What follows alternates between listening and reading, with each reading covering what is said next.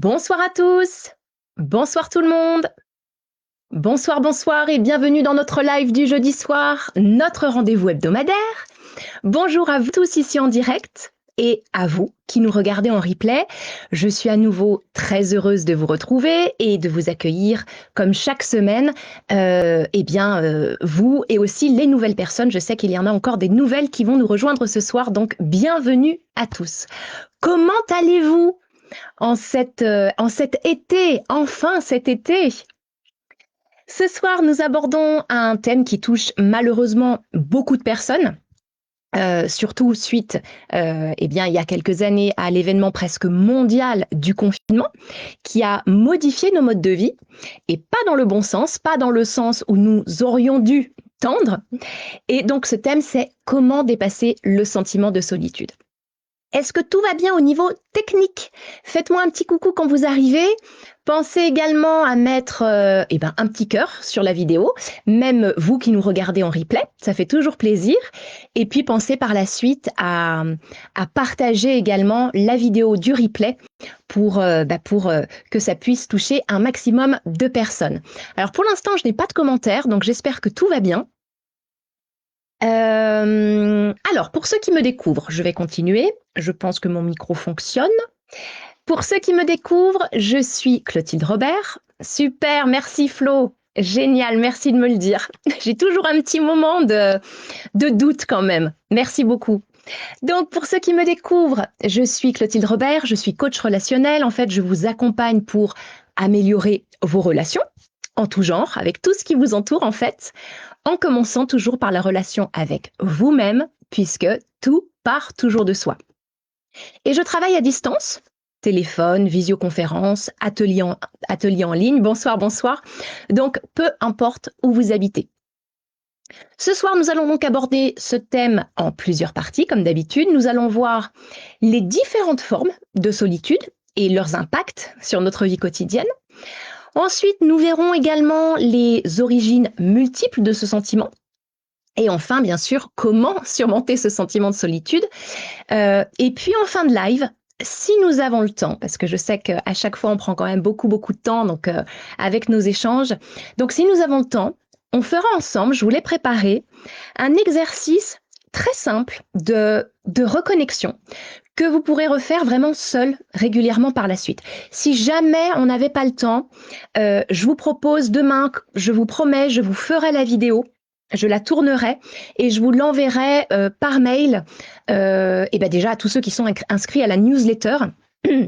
Et si d'ailleurs vous n'êtes pas inscrit et que vous le souhaitez, j'envoie 2 fois par semaine à peu près des newsletters. Je vous mets tout de suite le lien dans les commentaires, comme ça vous pouvez vous inscrire.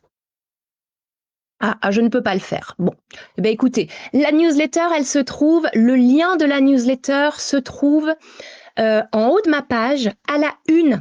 Vous faites défiler et à un moment, vous verrez la newsletter. Voilà. Donc, n'hésitez pas également ce soir, comme d'habitude, à me poser vos questions, à partager vos réflexions. On est vraiment là pour échanger, pour partager plein de choses, nous soutenir également. Donc, voilà, je me ferai à chaque fois un grand plaisir de vous répondre, même vous en replay. Bonsoir tout le monde, bonsoir, bonsoir. Bien, alors nous allons commencer avec notre première partie sur les différentes formes déjà de solitude, pour que vous puissiez déjà vous reconnaître. La solitude physique est sans doute celle qui est la plus évidente. Elle se manifeste lorsque nous sommes seuls, c'est-à-dire sans présence humaine autour de nous. Ça peut être par choix, ça peut être par circonstance, comme par exemple vivre seul, célibataire, travailler de chez soi, sans interaction sociale directe, ou encore être isolé aussi géographiquement. Donc, ça fait partie, ça, des choses qui sont soit par choix, soit par contrainte. Mais il y a également parfois notre état de santé qui fait que nous sommes immobilisés, par exemple. Mais certaines personnes ne sont pas du tout entourées, peuvent vivre très bien seules et pourtant n'ont pas ce sentiment de solitude. Donc c'est ce que nous allons découvrir ce soir, comment elles font et qu'est-ce qu'on peut découvrir d'elles. Et malheureusement, ça a été accentué puisque avec les différents confinements que nous avons vécus pendant la période de Covid, où on nous a imposé de nous isoler, eh bien, ça a créé pas mal de troubles psychiques. Et ça a aussi, je dirais, donné l'illusion pour certains qu'être isolé du reste du monde, eh bien, c'était pas si mal. Ça donne en fait l'illusion d'une protection, sauf qu'au fond, ça nous maintient dans nos doutes et dans nos peurs. Ça, c'était la solitude physique. Maintenant, la deuxième forme de solitude, c'est une solitude qu'on appelle émotionnelle. Et elle est beaucoup plus insidieuse. Je vous ai posé la semaine dernière, dimanche dernier, sur la page, la question « Est-ce que vous vous êtes déjà senti seul, même en étant entouré de personnes ?» J'ai eu énormément de réponses, encore une fois, donc un grand merci d'ailleurs. Eh bien, c'est de cette forme de solitude, la solitude émotionnelle, qui est finalement le plus ressortie. Et cette solitude émotionnelle, elle survient lorsqu'on ressent un manque. J'ai eu plusieurs mots, un manque de compréhension, un manque de soutien, un manque d'empathie de la part des autres en fait. Vous pouvez avoir des amis, une famille, des collègues, et pourtant sentir que personne ne vous comprend vraiment ou ne partage pas vos émotions profondes. Et ce type de solitude, eh bien, il est particulièrement douloureux parce qu'il touche notre besoin fondamental en tant qu'être humain de connexion et de reconnaissance émotionnelle. Voilà, donc ça c'était la deuxième forme de solitude. Et puis il y a une troisième forme de solitude qui ressemble un petit peu à la deuxième, qui est la solitude sociale. Celle-ci, elle est plutôt liée au manque d'appartenance à un groupe. De la même manière, nous sommes des êtres humains et nous avons besoin d'appartenance, de se sentir appartenir à un groupe. Vous pouvez être physiquement entouré, même avoir des interactions régulières, mais si ces interactions ne vous procurent pas un sentiment d'appartenance, vous pouvez ressentir cette forme de solitude. La solitude sociale, justement, elle se manifeste lorsque nous n'avons pas de groupe avec lequel nous partageons des intérêts communs, des valeurs ou des expériences de vie, tout simplement. Ça peut se produire, eh bien justement aussi à cause de déménagements fréquents, de changements de travail, mais aussi par manque, on y reviendra tout à l'heure, par manque de connaissance de soi et d'expression de soi, qui fait que nous attirons toujours le même genre de personnes, que nous trouvons sans intérêt quelque part, mais on s'en contente et on se dit que c'est normal. Et beaucoup d'ailleurs m'ont partagé qu'ils se sentaient seuls parce qu'ils ne se sentaient pas en accord avec les personnes de leur entourage. Et bien c'est exactement ça. Donc comprendre ces différentes formes de solitude, c'est déjà la première étape pour reconnaître nos propres expériences. La solitude, c'est pas seulement une question d'être seul physiquement, mais aussi de ressentir un manque de connexion émotionnelle et d'appartenance.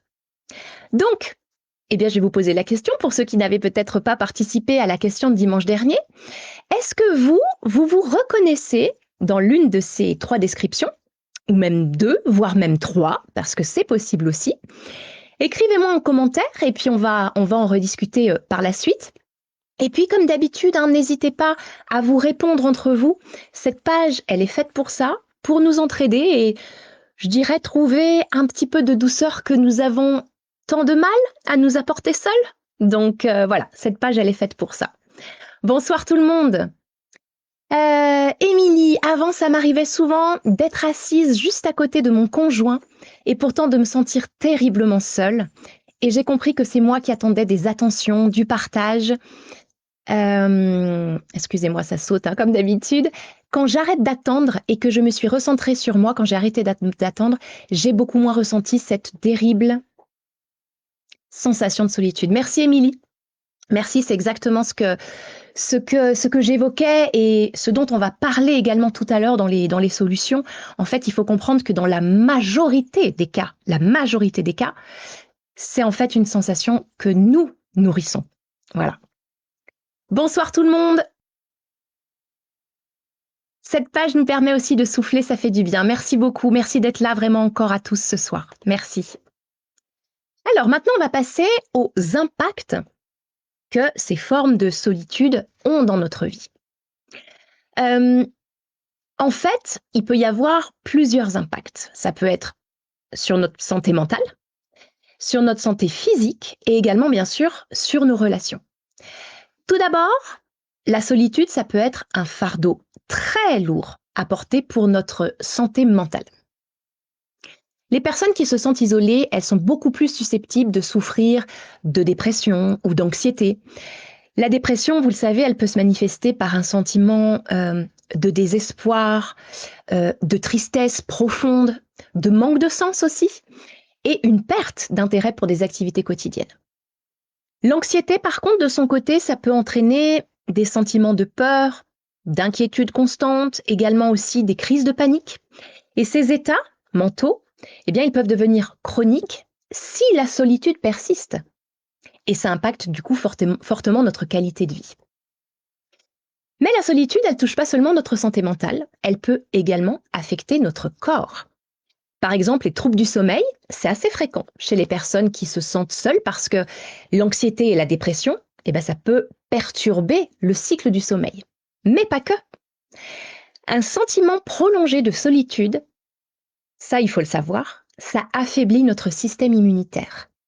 Et ça nous rend du coup beaucoup plus vulnérables aux infections et aux maladies, contrairement à ce que nous croyons, ou plutôt à ce que l'on nous fait croire. Voilà, donc ça c'est important de le savoir. Plus en fait nous avons des interactions enrichissantes évidemment, et plus on est en meilleure santé. Donc c'est quand même bien de le savoir.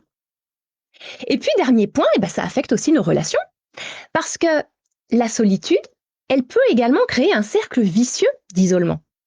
Lorsqu'une personne se sent seule, elle peut avoir du mal à nouer ou à maintenir des relations.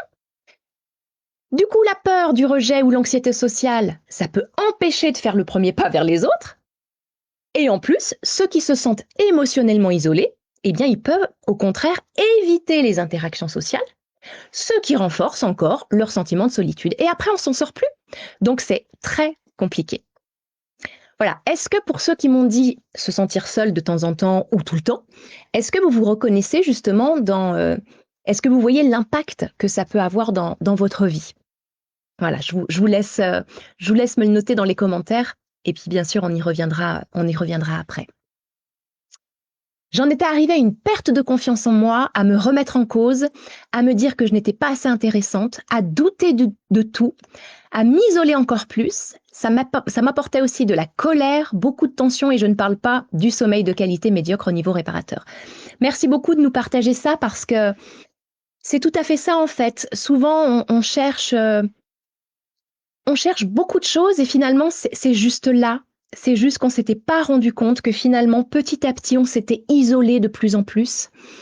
Et comme je vous le disais tout à l'heure, qu'on se contentait de ça, qu'on croyait que ça nous faisait du bien pour se protéger. Et en fait, c'est pas tout à fait ça. Voilà. Merci beaucoup pour ces partages. Moi, totalement, notamment avec mes collègues qui sont jaloux de moi et de ma réussite. Merci beaucoup de nous partager ça également, Magali, parce que ça fait partie aussi des choses que l'on peut trouver malheureusement dans notre travail. Ça, on va en parler tout à l'heure, mais ça va plutôt être un travail intérieur qu'il va falloir faire pour vraiment poser nos fondations pour que derrière, on ne se laisse plus bousculer. C'est aussi ça. Le but, c'est pas de virer tout ceux de notre entourage. Il y en a que on peut pas toujours non plus. Hein. Donc le but, c'est aussi ça, c'est de se renforcer intérieurement. Voilà, c'est un mix entre les deux. Voilà. Donc on va passer à notre deuxième partie, c'est-à-dire aux origines de ce sentiment de solitude. La solitude, qui est ressentie bien sûr à l'âge adulte, elle trouve souvent ses racines dans l'enfance. Et il y a deux facteurs principaux que j'ai retenus, il y en a bien d'autres, et qui contribuent à la solitude ressentie dès l'enfance. C'est l'attachement parental et tout ce qui est par la suite expérience de rejet ou du harcèlement scolaire. L'attachement parental, il joue un rôle très important dans le développement émotionnel de l'enfant. Les enfants qui développent un attachement sécurisant, vous savez, c'est ce qu'on appelle un attachement sécure pour ceux qui connaissent, qui développent justement cet attachement sécure avec les parents, eh bien, ils se sentent en fait aimés, ils se sentent en sécurité, ils se sentent soutenus. Et du coup, ça leur permet de développer une confiance qui est fondamentale, une confiance en eux-mêmes, hein, bien sûr, mais aussi en leurs relations futures. Mais à l'inverse, lorsque l'attachement parental est insécurisant, hein, un attachement insécure, que ce soit en raison de négligence, d'un manque aussi de disponibilité émotionnelle, hein, des parents, ça arrive, ou à l'inverse, en sens inverse, une surprotection, eh bien l'enfant, il peut grandir en ressentant une insécurité profonde en fait. Et ça peut se traduire par un sentiment persistant de solitude, même en présence d'autres personnes. Et l'enfant, eh bien petit à petit, il va apprendre à se méfier des autres, à se sentir inadéquat ou à croire qu'il n'est pas digne d'amour, ce qui peut influencer du coup ses relations tout au long de sa vie. Voilà. Ça, c'était la première origine par rapport à l'enfance. Et puis, comme je vous le disais, le deuxième facteur de l'enfance, hein, que l'on peut retrouver, ce sont les expériences de rejet ou de harcèlement. Il y en a de plus en plus à l'école, par exemple. L'école, on le sait, hein, c'est le premier lieu où les enfants apprennent à se socialiser en dehors de la sphère familiale. C'est là qu'ils développent des compétences sociales et qu'ils établissent des amitiés qui peuvent d'ailleurs durer toute une vie, hein. Cependant, lorsque ces premières expériences sociales, elles sont marquées par le rejet ou par le harcèlement, eh bien, ça a des effets malheureusement durables. Le harcèlement scolaire, il peut conduire à un sentiment de marginalisation et donc de solitude. Et les enfants qui sont harcelés, ils peuvent commencer à se retirer en fait socialement, à éviter les interactions et à intérioriser de manière profonde des sentiments de honte ou des sentiments de rejet. Voilà, donc on en parle de plus en plus. Heureusement, il y a beaucoup de prévention par rapport à ça, mais je crois qu'il y a encore un petit peu de travail. Voilà. Donc voilà, deux facteurs qui peuvent être à l'origine de ce sentiment de solitude dans l'enfance. C'est une possibilité, mais vous savez pour la plupart hein, ici qui nous suivez régulièrement, que ce n'est finalement que la pointe de l'iceberg. Hein. Vous savez que ce que nous vivons dans l'enfance, ce n'est pas la source ultime de la blessure. Hein. C'est plutôt la conséquence d'une origine plus lointaine. Voilà, on y reviendra de toute façon tout à l'heure. Je vais continuer et puis juste après la deuxième partie, je reviens sur vos commentaires. Donc, en plus des influences familiales et des expériences personnelles de l'enfance, eh bien, il faut comprendre aussi que la société actuelle et nos modes de vie, ils jouent un rôle dans l'amplification du sentiment de solitude. Les réseaux sociaux et les technologies, eh bien, ça a complètement transformé la manière dont nous interagissons les uns avec les autres. Alors que ces outils peuvent faciliter la communication, donc il y a vraiment beaucoup de côtés positifs, et du coup nous maintenir aussi dans des connexions à distance, malheureusement ça peut également exacerber le sentiment de solitude. Pourquoi? Parce que, par exemple, les réseaux sociaux, ils encouragent souvent, vous l'avez remarqué, des interactions qui sont rapides, qui sont superficielles, plutôt que des connexions profondes. Quand on met un like ou même un petit commentaire, forcément, ça remplace pas les échanges émotionnels authentiques que l'on peut avoir en physique, voire même au téléphone ou en visioconférence. C'est pas du tout la même chose. On est caché derrière notre écran, derrière notre clavier. Et puis, il y a la nature aussi des réseaux sociaux qui pousse à la comparaison constante avec les autres. Quand on voit des photos, des mises à jour sur la vie apparemment parfaite des autres, eh bien, ça augmente le sentiment d'isolement et d'inéquation quelque part. Et puis, on le sait, hein, l'usage excessif des technologies, eh bien, ça réduit le temps passé en véritable interaction en face à face. Hein. Vous l'avez remarqué, même quand on est tous ensemble autour d'une table, combien sont en train de regarder leur téléphone? Mais c'est juste hallucinant, en fait. Et puis, j'y reviens encore. Les informations quotidiennes qu'on nous balance, hein, alors qu'on vous balance, parce que nous, on est sortis de tout ça depuis un sacré bout de temps maintenant, il faut comprendre que ça vous maintient dans ce sentiment de solitude. subtilement, très subtilement, mais ça crée une division entre vous et le reste du monde. Voilà ce que je voulais dire sur les premières formes, toutes les premières origines. Après, on rentrera dans les sujets que je vous avais annoncés dans l'événement. Je vais regarder un petit peu vos commentaires avant de passer à la suite.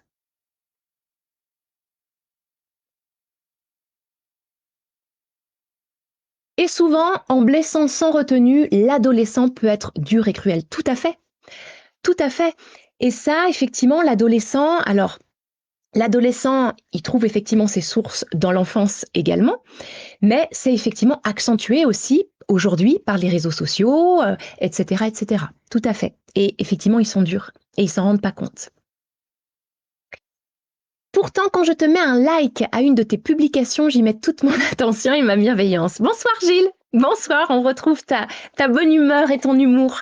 Eh bien oui, et de toute façon, ça se ressent, hein. Je parlais en règle générale, mais effectivement, je le sais, sur cette page, euh, on est beaucoup à mettre toute notre belle intention à travers nos commentaires. Donc, on va dire que c'est une exception, la page. Voilà. Je dis souvent que la technologie, excusez-moi, ça saute à chaque fois, en voulant rapprocher les hommes, les a rendus esclaves et individualistes avec certains beaucoup de haine. Oui, tout à fait, Émilie. J'en suis pleinement d'accord. C'est à nous de discerner la limite, en fait, à ne pas dépasser dans les technologies. De toute façon, on le sent, hein, il faut s'écouter. Hein. À partir du moment où, moi je le sais, je suis en plein dedans, vous l'avez remarqué, je suis très très souvent sur les réseaux sociaux par rapport à mon travail, je le vois bien. Je le vois bien les soirs, je suis pas bien. Je suis beaucoup plus énervée que d'habitude. Donc, par contre, si j'arrive à couper un petit peu et derrière à me faire de la respiration, de la méditation, à me reconnecter en fait aux choses essentielles avant de voir ma fille, eh bien ça va beaucoup mieux. Donc c'est à nous de mettre les limites.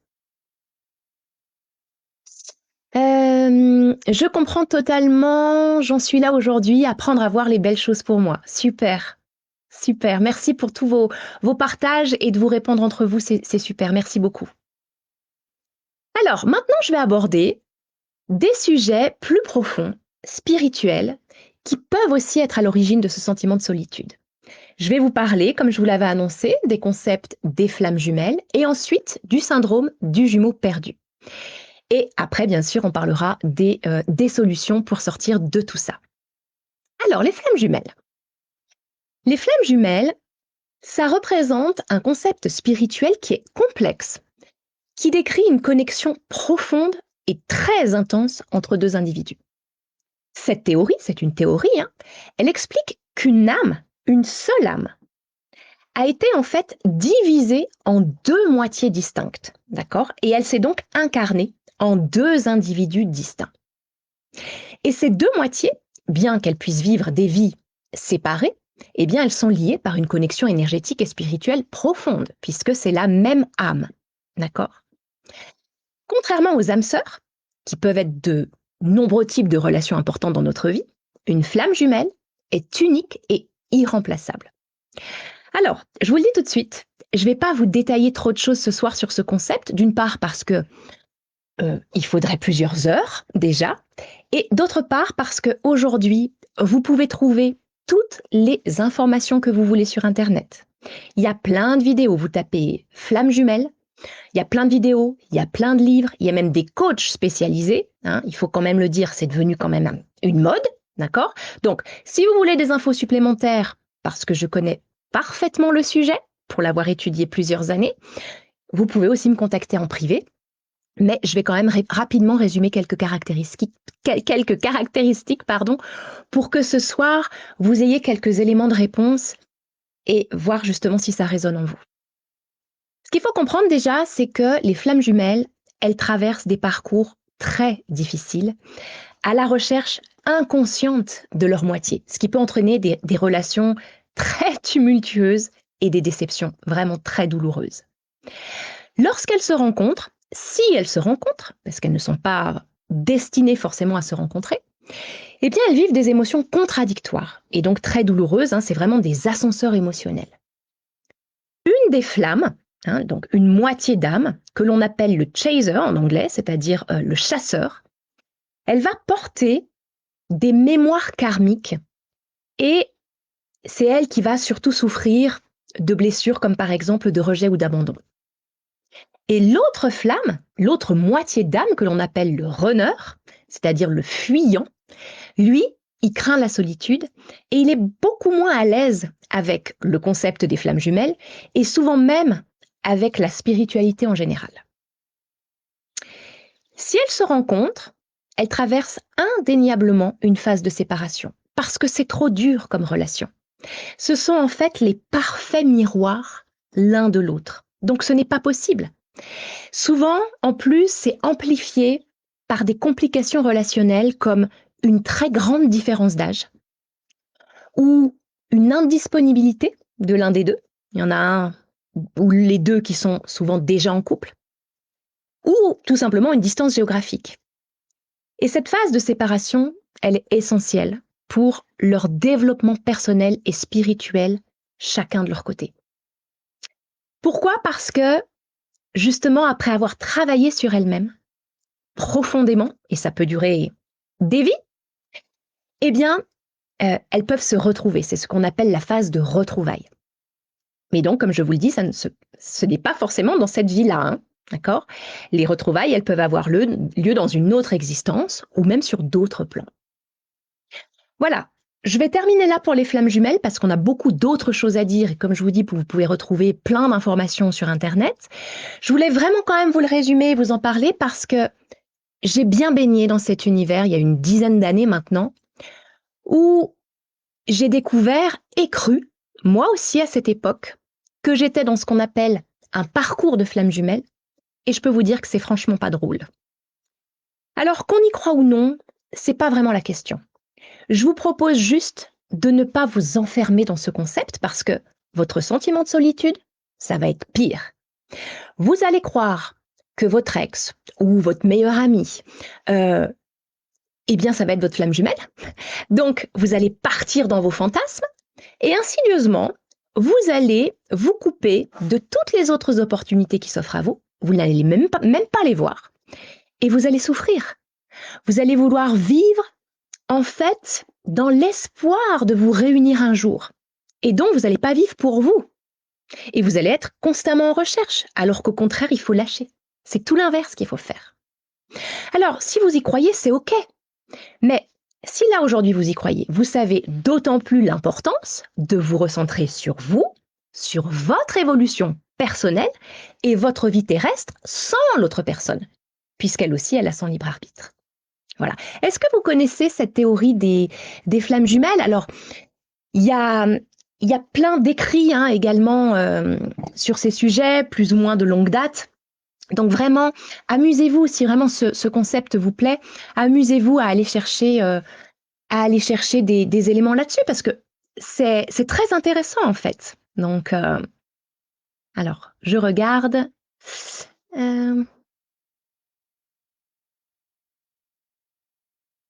Super Gilles, bah voilà, je pensais à ça. Le banquet de Platon et le mythe d'Aristophane, qui est le texte à l'origine du concept des flammes jumelles. Merci beaucoup. Merci beaucoup. Moi et mes auteurs grecs anciens, voilà, c'est ça, c'est dans la Grèce ancienne en fait. Hein.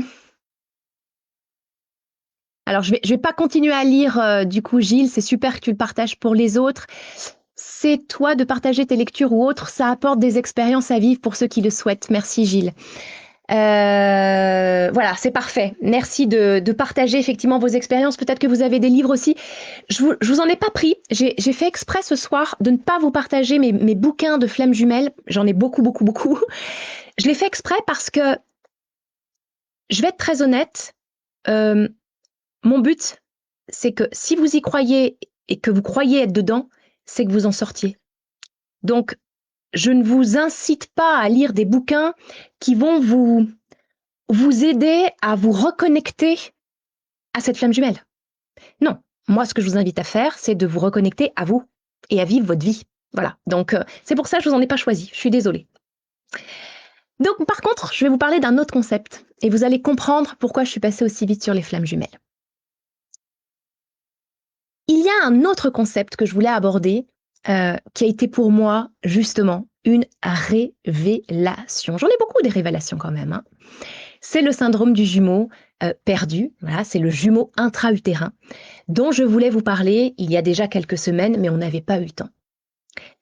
C'est un phénomène psychologique et émotionnel qui affecte les individus ayant perdu un jumeau pendant leur vie intra-utérine. Mais je vais développer, vous allez mieux comprendre. Certains d'entre vous savent, ou en tout cas vos mamans respectives savent, peut-être pas vous, que vous aviez un jumeau ou une jumelle, mais qui n'est pas né. Le fœtus n'est pas allé à son terme, d'accord? Donc, vous êtes concerné par ce sujet si vous êtes au courant. Mais même si vous pensez ne pas être concerné, vous pouvez quand même l'être, puisqu'en fait, ce concept, c'est une théorie aussi, hein, ça représenterait 8 à 9 personnes sur 10. 8 à 9 personnes sur 10 seraient concernées aujourd'hui. Pourquoi? Parce que votre mère n'était peut-être même pas au courant. Il y a bien plus de fausses couches qu'on ne le croit, parce que dans les premiers temps, ça passe inaperçu. Et il y en a beaucoup, beaucoup plus que ce que vous croyez. Et donc, pour tous ceux qui étaient là lors des derniers lives, on a beaucoup parlé, on a beaucoup parlé du choix, en fait, des âmes dans leur incarnation, des pactes également que l'on aurait pu passer, etc. Eh bien, il y a ce phénomène dont je vous avais parlé. D'ailleurs, vous pouvez aller revoir le replay qui doit être maintenant sur YouTube. À mon avis, c'est peut-être fini sur Facebook. Qui s'appelait La vie avant la naissance. Hein, on avait déjà pas mal parlé de ça. Je vous ai expliqué en fait comment le chemin dans l'incarnation, c'était difficile pour une âme. Il faut passer plein d'étapes. Et parfois, même si l'âme, elle est OK pour s'incarner, eh bien, elle a besoin d'un partenaire pour l'accompagner.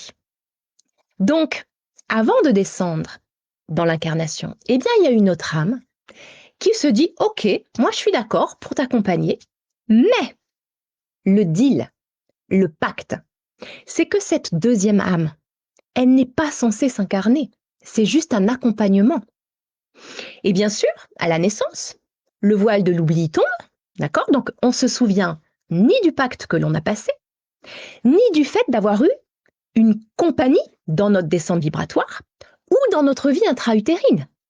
Sauf, encore une fois, si la maman était au courant et que vous le saviez aussi. Mais dans la majorité des cas, personne n'est au courant, alors que ce jumeau, eh ben, il a eu quand même un rôle extrêmement important, de protecteur, de guide. C'était une connexion profonde, pratiquement comme les flammes jumelles. Et les personnes qui sont affectées par ce syndrome du jumeau perdu, eh bien, elles peuvent aussi ressentir divers symptômes émotionnels et psychologiques sans comprendre pourquoi. Ces personnes, elles peuvent ressentir un vide inexplicable, vraiment une solitude qui est profonde et persistante, même lorsqu'elles sont entourées de personnes qui sont aimantes, qui sont attentionnées. Et cette solitude, elle est très difficile à comprendre et aussi à exprimer, parce qu'elle provient en fait d'une perte vécue qui est non consciente, avant même la naissance. Et en raison de cette perte précoce, qui a provoqué un sentiment d'abandon, eh bien les personnes, elles peuvent éprouver des difficultés à former des liens profonds et durables avec les autres. Parce que elles peuvent craindre en fait de perdre à nouveau quelqu'un ou d'éprouver en fait des peurs inconscientes et surtout la peur de l'abandon ou du rejet. Ça se ressemble beaucoup. Et puis, ces personnes affectées par ce syndrome, elles cherchent constamment également à combler ce vide. Ça va parler à pas mal de personnes. Elles cherchent constamment à combler ce vide par des relations qui sont très intenses et qui du coup sont très compliquées et qui peuvent ressembler à ce qu'on appelle un parcours de flamme jumelle.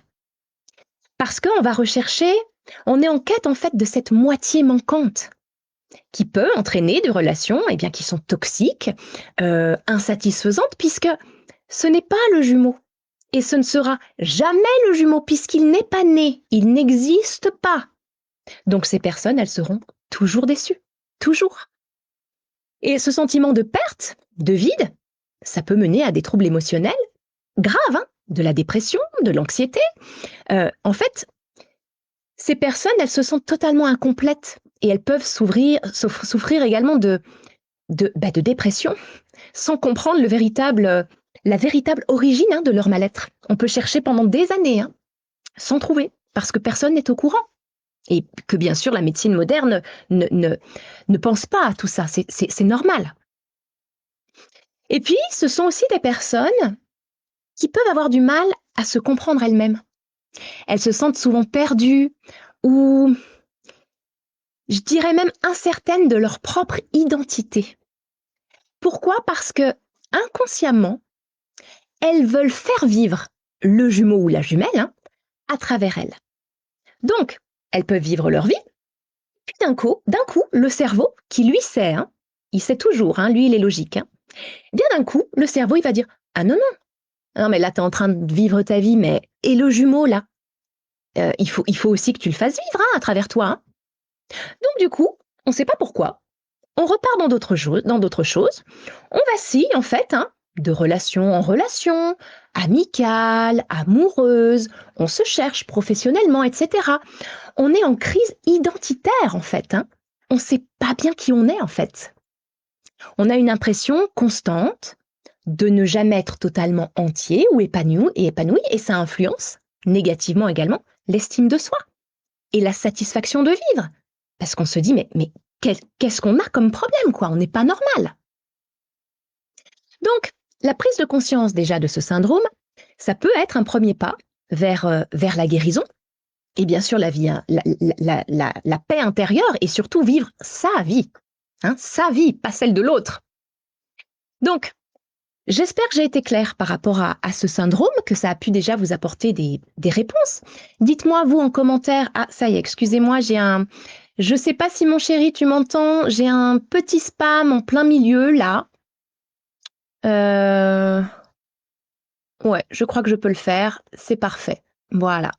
En ce moment, je suis encore inondée de spam en permanence, mais c'est bon, je viens de l'enlever. Donc voilà, dites-moi en commentaire si c'est quelque chose qui vous parle, si ça résonne en vous. Vraiment, faut vous écouter, hein. Mais voilà, c'était important pour moi vraiment de vous le partager ce soir parce que,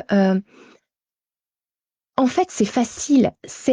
Il suffit, je vous le dis par expérience, hein, il suffit de faire un petit travail pour casser la croyance inconsciente que nous sommes rattachés à ce jumeau et surtout que nous avons été abandonnés.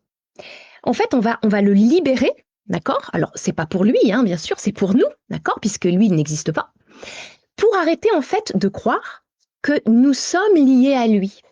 Parce que ce n'était pas le pacte, ce n'était pas la mission, d'accord? Et là aussi, comme les flammes jumelles, il ne faut pas se cacher derrière cette excuse du syndrome du jumeau pour ne pas prendre sa vie en main, d'accord? Nous sommes tous responsables de notre vie, nous avons tous notre libre arbitre. Donc, c'est vraiment quelque chose que on peut faire vraiment très, très, très rapidement en séance, hein. Ça peut prendre 1 à 2 séances, ne serait-ce que pour libérer ce syndrome. Déjà d'une part par la prise de conscience, puisque c'est 50% du job, et après c'est juste un tout petit travail de libération à faire. Donc voilà. Dites-moi du coup dans les commentaires si c'est quelque chose qui vous parle. Alors je vois, on parle du vrai chocolat. Qu'est-ce que vous vous racontez entre vous? Ah, combler son vide par du chocolat, d'accord. Alors oui, oui, oui, c'est une forme. Il paraît qu'effectivement ça fait du bien parce qu'il y a plein de choses dedans.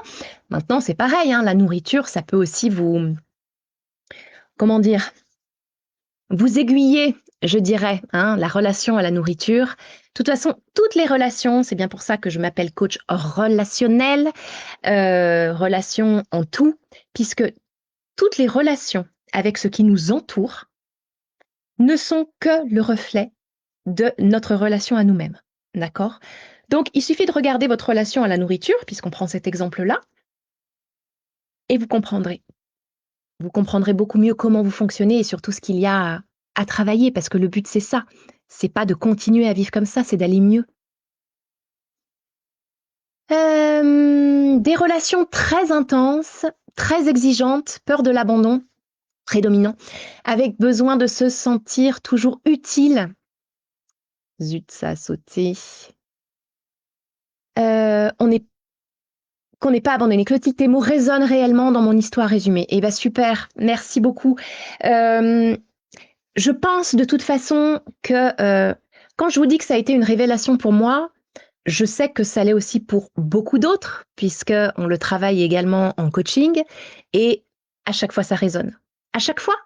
Parce que, comme je vous le disais tout à l'heure, on est de plus en plus nombreux à vivre cette expérience que l'on ne connaît pas vraiment. Donc forcément, eh bien, il faut le travailler, il faut le libérer. Donc ça résonne forcément à beaucoup, beaucoup, beaucoup de personnes. 8 à 9 personnes sur 10, vous vous rendez compte? Ça veut dire que là, je ne sais pas combien on est dans le live. Ah si, je le vois, tiens, 13. 13, et ben voilà, ça veut dire qu'il y a à peu près 10 personnes ici qui ont vécu ce syndrome. Donc c'est quand même énormément de monde. Cela résonne en moi, ce syndrome, c'est tout moi. Je l'ai recherché à travers ma sœur aussi. 18 mois, nous étions comme des jumelles. Ah oui, effectivement. Oui, effectivement, Laetitia, j'avais pas vu que c'était toi. Bizarre parce qu'elle ressentait exactement ces mêmes sentiments. Va falloir sérieusement que je fasse le point sur tout ça. Oui, oui, Laetitia. Oui, effectivement. Et oui, euh, tout s'imbrique. Tout s'imbrique. Voilà, tu vas comprendre tous ces liens-là. Chose importante. Merci Laetitia de dire ça. Parce que je vais répondre quand même en partie à cette question. Parce que ça peut aussi apporter beaucoup de choses à d'autres personnes. Si vous avez déjà, vous, un jumeau ou une jumelle dans votre vie, là, actuellement, que vous avez grandi avec un jumeau ou une jumelle, ça ne veut pas dire que vos deux âmes n'ont pas demandé à être accompagnées dans leur descente. Hein. C'était pas un guide, c'était pas des guides l'une pour l'autre. Hein. Il a très bien pu y avoir 3 ou 4 fœtus, d'accord, à l'intérieur du ventre de la mère. Donc, ça ne veut pas dire que que des jumeaux qui vivent aujourd'hui dans cette vie terrestre ne sont pas concernés par ce sujet du syndrome perdu. C'est intéressant, hein? Eh oui, eh oui, oui. Moi, je pense que le monde se porterait mieux avec plus de clowns, des belles personnes qui sont ici. J'aime beaucoup cette image. On va éviter de parler de clones et tout ça parce qu'il y en a justement un petit peu marre déjà de toute cette technologie. Donc, je crois qu'il n'y a pas besoin de clones. Mais j'aime beaucoup ton humour, hein, Émilie. Mais il n'y a pas besoin de clones. Il suffit juste, nous, de se reconnecter à soi-même. Déjà pour se sentir moins seul, on y vient justement aux solutions. Il suffit de ça pour qu'on puisse derrière attirer de plus en plus de personnes qui vibrent à notre fréquence. Ce n'est toujours qu'une question de fréquence vibratoire. Donc, ça vient aussi par là. Alors, on va passer... oui, il reste un quart d'heure, donc vous voyez, je pense effectivement qu'on n'aura peut-être pas le temps de faire le petit exercice. On va passer quand même à quelques clés. Je vais vous donner des pistes pour commencer quand même à dépasser ce sentiment de solitude. Et puis après, bien sûr, attention, hein, c'est du cas par cas, hein, puisque chaque personne est unique, chaque personne a sa propre histoire.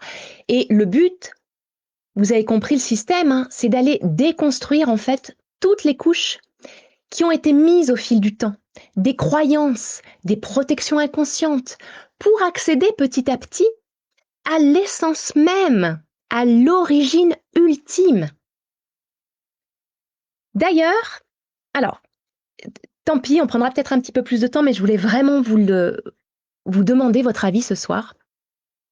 J'ai l'idée de mettre en place, en plus des lives de nos jeudis soirs, de mettre en place des ateliers de coaching gratuits, en live, hein, comme on le fait là ce soir. Alors, beaucoup plus court, 30 minutes, allez, 45 minutes maximum. Une fois tous les 15 jours, on va pas en faire chaque semaine, parce que j'ai plus trop le temps non plus, mais ça me tient à cœur quand même de faire quelque chose qui est gratuit. Ça pourrait se faire, par exemple, sur des thèmes vraiment de développement personnel, hein, là, hein, sur la confiance en soi, sur la gestion des émotions, ou par exemple, comme ce soir, sur la solitude, pour mieux comprendre d'où nous vient cette origine et pourquoi pas commencer un petit travail. Vous voyez, j'aimerais mettre en place ça. La seule chose, c'est que je ne sais pas si vous en êtes d'accord, si ça peut vous intéresser, et surtout, je ne sais pas quel jour le faire. Parce qu'un autre soir de la semaine, je ne pourrais pas, parce que souvent les soirs, j'ai quand même pas mal de coaching, et puis j'ai ma petite puce, qui a un petit peu plus de 2 ans. Donc je pensais le faire le samedi, un samedi sur 2 donc, et en tout début d'après-midi. C'est comme ça évite de couper les après-midi, juste après manger. Voilà, ça permet de passer un bon week-end. Donc dites-moi ce que vous en pensez, et puis je verrai justement si je le mets en place ou pas. Et pourquoi pas commencer dès ce samedi sur le sentiment de solitude. Pourquoi pas si vous en êtes d'accord. Alors, que la solitude soit physique, sociale, émotionnelle, et surtout quelle que soit son origine, l'origine que vous croyez, que ce soit l'enfance, l'éducation, le harcèlement, etc., la flamme jumelle ou le jumeau perdu, ça demande un travail intérieur pour être surmonté. Et c'est toujours en rapport, comme je le disais, à la relation à vous-même. Toujours. Parce que inconsciemment, tout à l'heure, Émilie a commencé à donner quelques bribes justement sur ça.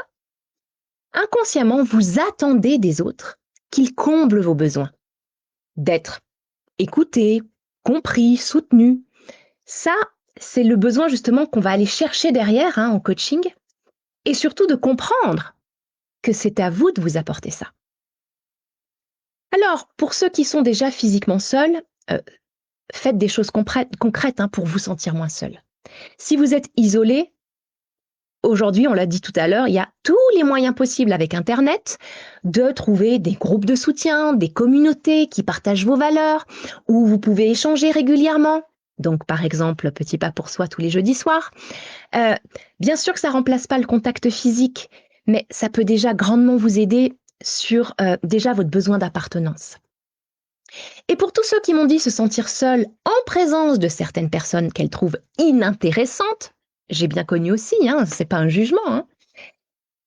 Qu'est-ce que vous attendez en fait pour sortir de ces relations qui non seulement ne vous apportent rien, mais elles vous renvoient à des choses négatives sur vous, donc elles vous isolent encore plus de qui vous êtes, de vos valeurs. Elles vous empêchent en fait de vous épanouir. Alors, je suis désolée, mais ciao bye bye quoi, d'accord? Et puis, si ce sont des personnes de votre entourage proche, donc que ce soit familial par exemple, eh bien, ou professionnel comme on l'a vu tout à l'heure, ça sera à vous de vous construire une base suffisamment solide en traitant vos blessures, en lâchant vos peurs, en ayant plus d'estime pour vous-même, pour pouvoir mieux vous exprimer plus sainement, et du coup reprendre votre juste place.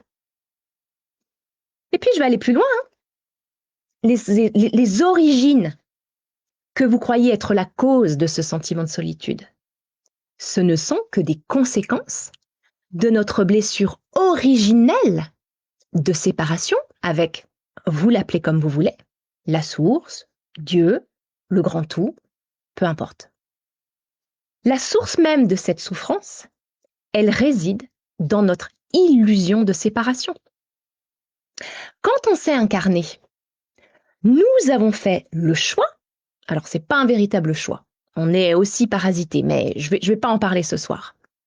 Le choix d'oublier notre origine divine, pour la retrouver au fil de nos incarnations, dans notre évolution, pour nous rappeler qui nous sommes. Elle est là la source ultime de la souffrance des êtres humains, ce sentiment d'abandon ou de rejet. Donc, ça passe par une reconnexion à soi, à son âme, puis après le reste du monde. Mais vous comprenez bien que vous n'êtes jamais seul. Nous sommes tous des gouttes d'eau dans le même océan, nous sommes tous interconnectés. Et la première personne qui est toujours à vos côtés, non-stop, 24 heures sur 24, c'est vous. Donc c'est à vous de devenir votre meilleur ami, c'est à vous d'entretenir une relation profonde avec vous-même. C'est un gros travail de l'être humain d'apprendre à appréhender la solitude. La solution, c'est de vivre en s'aimant soi et non à travers les autres. Et ensuite, oui, en aimant les autres. Vos relations, elles seront beaucoup plus fluides, beaucoup plus saines. C'est vraiment en vous que résident toutes les clés. Donc voilà, un travail personnel, ça va être extrêmement nécessaire. Et également, en attendant et en parallèle, éloignez-vous de toutes les sources qui vous éloignent de vous-même, d'accord? De tout ce qui vous déconnecte en fait. Arrêtez de regarder les infos, déjà. Essayez le plus possible de vous détacher de votre téléphone. En tout cas, quand vous êtes avec des personnes, je sais que parfois c'est pas facile, mais lâchez-le votre téléphone. Lâchez-le. Vous allez voir toute la différence avec vos interactions.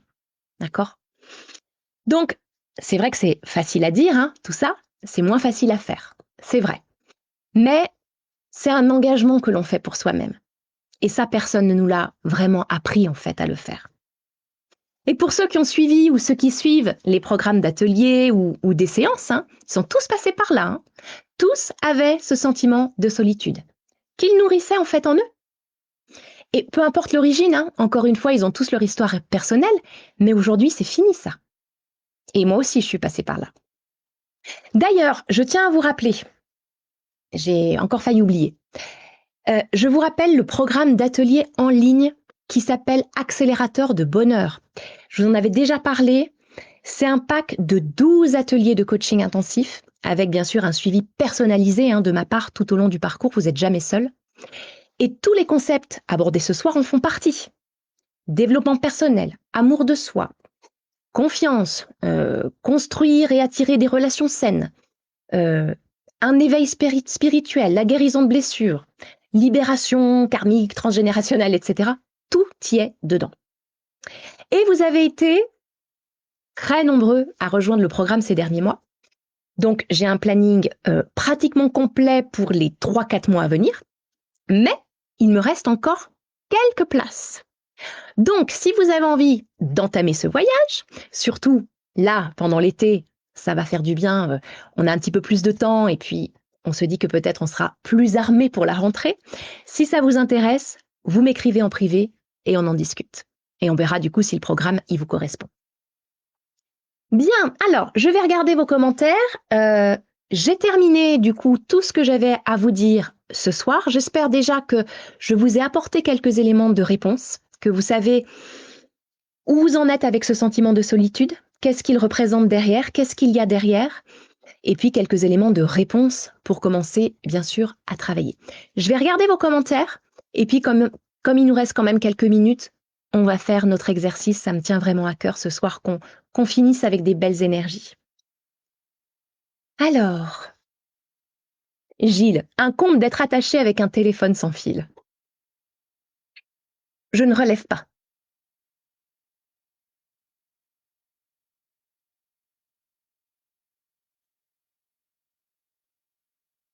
Oui, madame, et tu le sais bien. Voilà, tout à fait, Gilles. J'ai parcouru le monde avec mon sac à dos, mais je n'étais jamais seule. Ouais, c'est ça, Gilles. Quand on est bien avec soi-même, ça fait toute la différence. Tout. Et on n'a plus besoin après. En fait, on n'a même plus besoin de se dire, encore une fois, on reprend notre part de responsabilité. Je suis désolée pour ceux qui nous écoutent, tous ceux qui nous écouteront en replay, tous ceux qui m'ont dit oui, mais c'est parce que les gens ils sont inintéressants, c'est parce que non, non. Bien sûr qu'il y a des gens qui vous paraissent inintéressants, je vous l'accorde, mais reprenez votre part de responsabilité. C'est pas entre guillemets de leur faute, d'accord? C'est votre part de responsabilité, c'est parce que vous, à l'intérieur de vous, vous nourrissez ce genre de choses, ce genre d'énergie qui fait que vous rencontrez ces personnes. Donc, je suis désolée, mais il fallait le dire. Je valide aussi, c'est compliqué. Bien sûr, Émilie, bien sûr que c'est pas facile. On nous a jamais appris à le faire. Toute notre vie, on a été conditionné à être dans un état de séparation.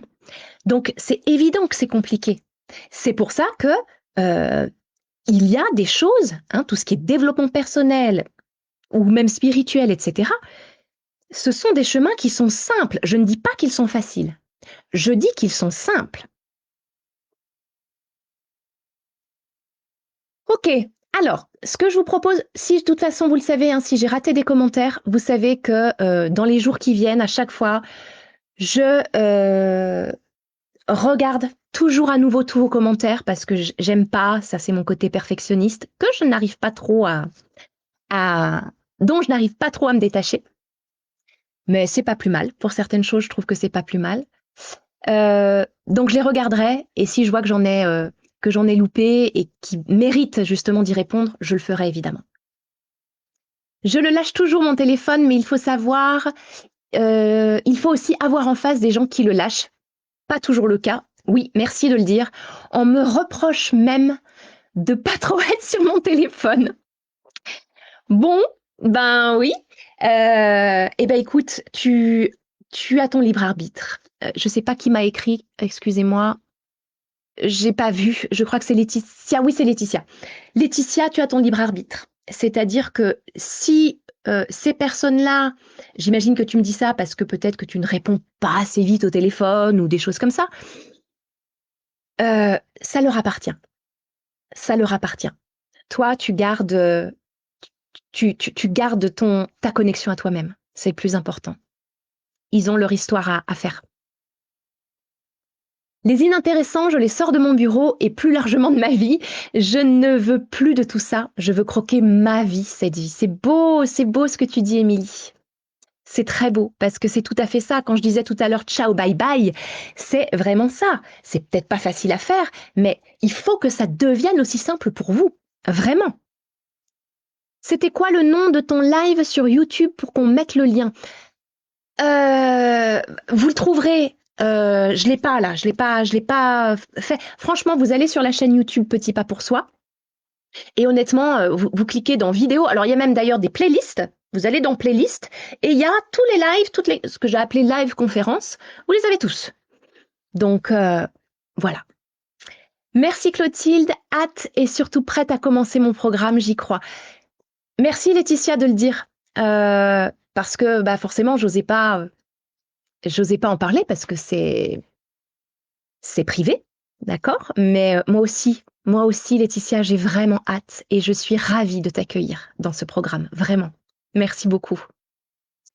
Alors, ce que je vous propose, on va dépasser un petit peu l'heure, mais j'aimerais vraiment beaucoup qu'on prenne un petit peu de temps pour faire cet exercice de reconnexion. C'est assez rapide. Pourquoi je veux vous le faire? Parce que vous allez voir que c'est assez facile à retenir. De toute façon, vous aurez accès au replay. Hein, donc, et puis, je vous l'enverrai aussi dans la newsletter, juste le moment de cet enregistrement pour que vous puissiez le refaire régulièrement. C'est quelque chose qui est facile à faire. Et si vous faites ça, ne serait-ce qu'une fois par jour, ou quand vous en ressentez le besoin, waouh, ça change tout. Donc vraiment, je voulais vous le partager. Pierre, se prioriser et faire ce que l'on a envie est essentiel, c'est ma devise maintenant. Oui, Pierre, bien sûr, c'est ta devise. T'as changé de vie, t'as changé de boulot, t'as changé de région. Et c'est formidable ce que tu as fait. C'est formidable. Reste plus que le côté, tu sais de quoi je parle. Allez, on y va, d'accord? On va faire ce petit exercice. Donc, comme d'habitude, je vous propose de vous installer confortablement, mais en étant assis, d'accord? Je vais vous remontrer pour ceux qui n'étaient pas présents lors des derniers lives. J'ai chaud, mais j'ai chaud comme d'habitude. Vous allez vraiment vous installer confortablement. Vous voyez, un petit peu, si vous êtes sur une chaise, vous mettez vraiment au bord pour avoir les pieds bien à plat sur le sol. Et surtout, vous allez avoir le dos bien droit, très droit, presque les épaules en arrière, hein, pas en haut mais en arrière.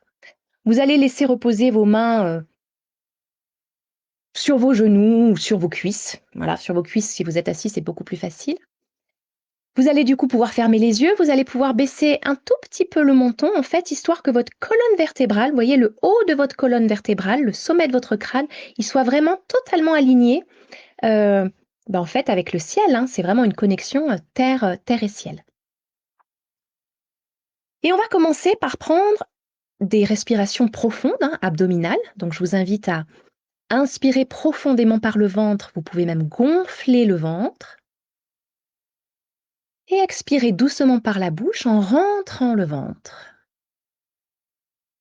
Une deuxième fois, on inspire lentement par le nez en gonflant le ventre et on expire doucement en rentrant le ventre. Une dernière fois, on inspire lentement par le nez, on gonfle le ventre et on expire doucement par le nez en rentrant le ventre. Et maintenant, vous allez vous imaginer, vous allez visualiser des belles énergies lumineuses tout autour de vous. Vous pouvez les imaginer comme des points scintillants, comme des paillettes scintillantes, remplies de lumière. Des énergies qui sont à la fois douces mais puissantes. Et vous allez les inspirer à travers votre cœur. Vous allez inspirer en mettant l'attention sur votre cœur et vous allez inspirer ces énergies qui sont autour de vous, ces énergies scintillantes. Et vous allez les expirer tout autour de vous pour former comme une sphère lumineuse autour de vous. On va le faire encore 2 fois. Vous centrez votre attention dans votre cœur, vous inspirez les énergies lumineuses autour de vous à travers votre cœur et vous les expirez tout autour de vous pour créer une sphère lumineuse qui s'élargit de plus en plus à chaque expiration. Une dernière fois, vous inspirez à travers votre cœur ces énergies lumineuses et vous les expirez tout autour de vous, ce qui expanse d'autant plus votre sphère autour de vous.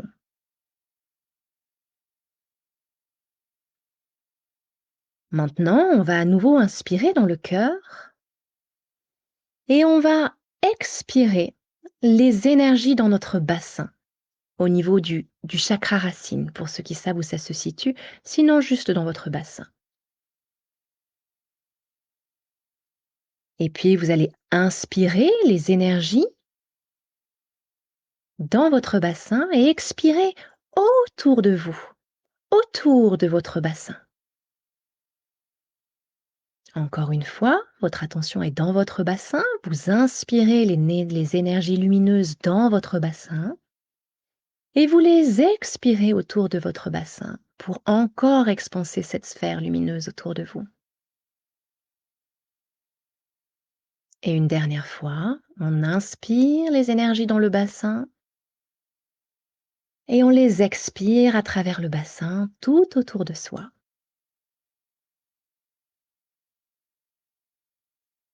On remet notre attention dans le cœur.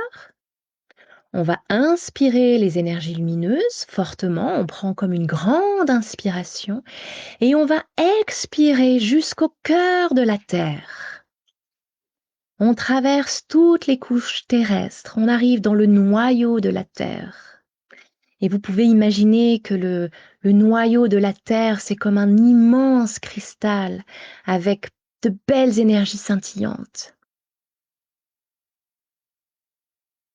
Et maintenant, vous allez inspirer les énergies de la Terre, les énergies lumineuses de cette source cristalline.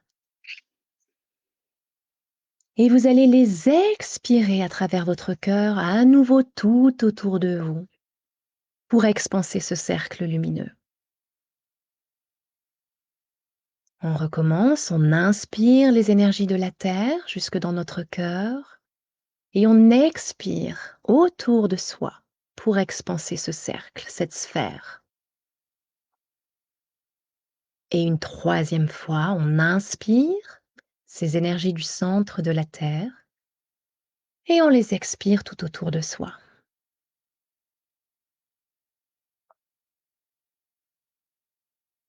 Maintenant, on va faire la même chose, on va revenir dans le cœur. On va prendre une grande inspiration, on prend notre élan et on va venir expirer dans notre boîte crânienne, dans tout notre crâne.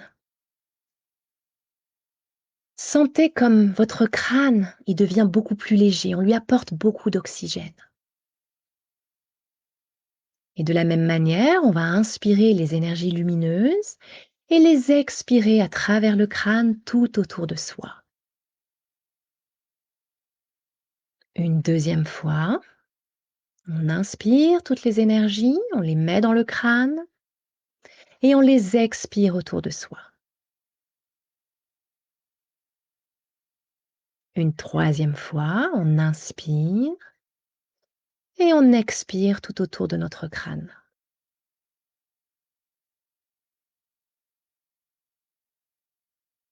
On va revenir dans notre cœur, prendre une grande inspiration et cette fois, on va monter jusqu'à notre âme qui se situe, essayez de la situer à peu près à 30 centimètres au-dessus de votre crâne. Vous pouvez d'ailleurs faire un sourire et laisser votre attention dans cette partie-là, au-dessus de votre crâne. Respirez un moment toutes ces belles énergies presque divines et redescendez-les dans votre cœur. Une deuxième fois, inspirez avec cette attention à ce niveau-là et expirez tout autour de vous à travers ce point-là.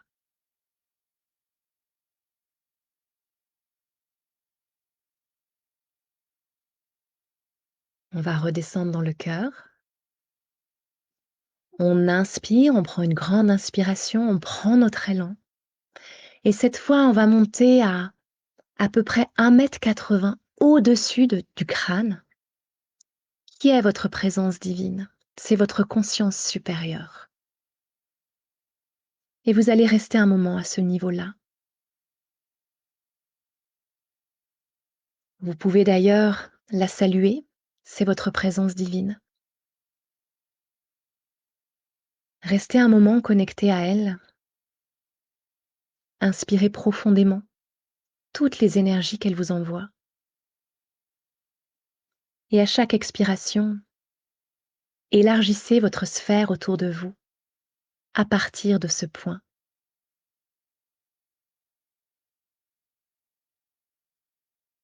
Une deuxième fois, on inspire ces énergies, on les expire.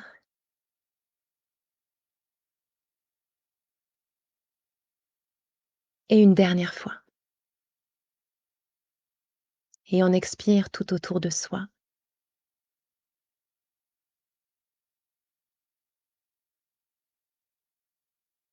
On va redescendre lentement dans le cœur.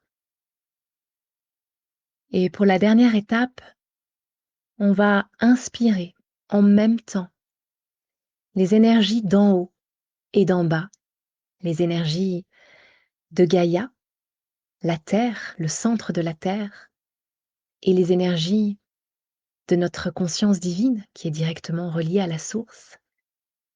Et on va les ramener à notre cœur. À chaque inspiration, ramenez ces deux énergies dans votre cœur. Et à chaque expiration, vous revenez dans votre cœur. Vous les laissez dans votre cœur. Vous inspirez et expirez dans votre cœur.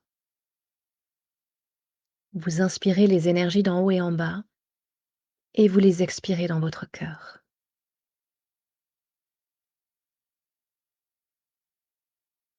Maintenant, vous pouvez rester un moment comme ça, à vous centrer.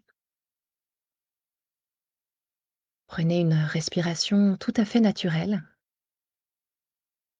Et je vous propose de répéter après moi, à voix haute ou mentalement, si vous ne pouvez pas le dire à voix haute. Je suis, suivi de votre prénom.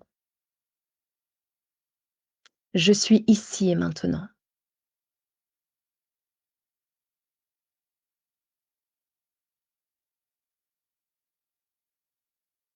Et quand vous serez prêt, je vous invite à revenir ici et maintenant.